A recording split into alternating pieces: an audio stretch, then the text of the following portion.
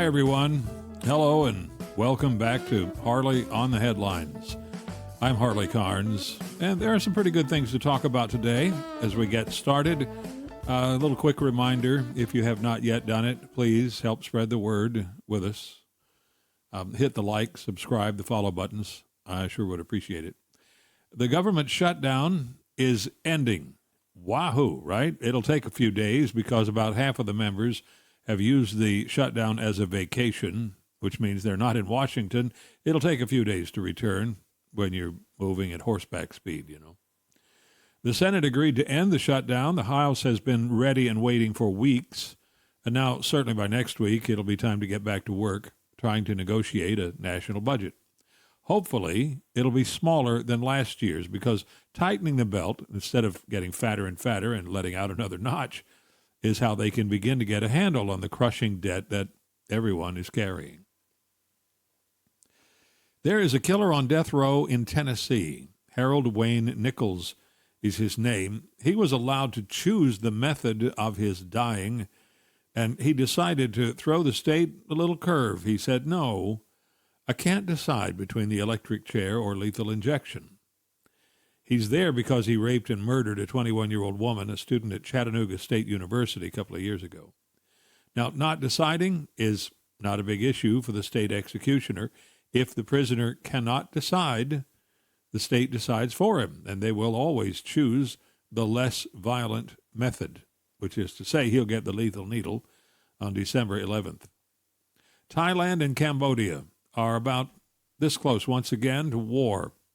There had been some border fighting until President Trump brokered a fragile and tender truce. Wouldn't take much to ruin the chances for peace, and it didn't. 4 Thai soldiers patrolling near the border were injured when Cambodian landmines exploded and wounded them. The Royal Thai Army declared, "Agreement suspended. Cambodia has clearly shown hostility." Indeed. The IEDs were set about a half mile inside Thailand. Now, they're pretty sure the Cambodian forces cut through a section of barbed wire on the border and set those mines. And this happened just as Thailand and Cambodia were set to exchange prisoners as part of the peace effort. SpaceX has been launching rockets regularly and sowing its tiny Starlink satellites into an orbiting constellation, kind of like sowing seeds in a crop row. This year, SpaceX has launched 94 orbital-class rockets from Cape Canaveral in Florida. It breaks last year's record. This latest launch put another 29 little satellites into low Earth orbit.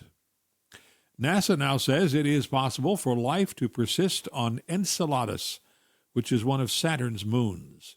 Enceladus is, well, it's not covered with water, but it has an awful lot of water on it, liquid water. It's believed heat comes from the moon's core and from the salty ocean, which is just under the surface. It is gravity itself that creates the internal heat. Pretty fascinating.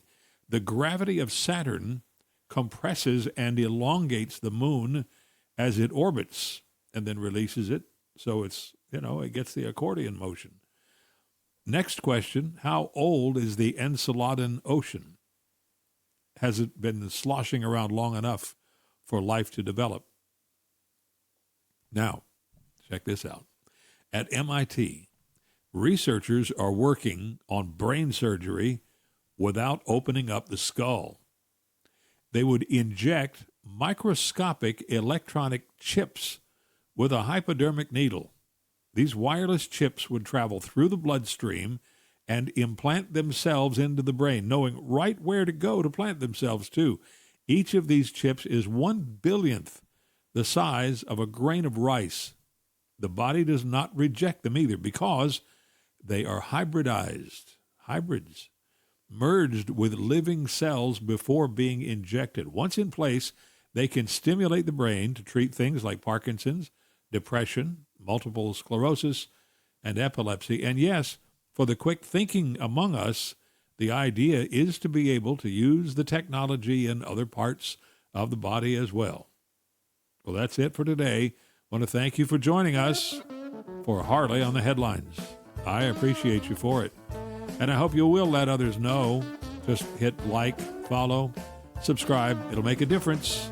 Helps keep things going around here. I appreciate it. I'm Harley Carnes. Thanks again. We'll see you soon.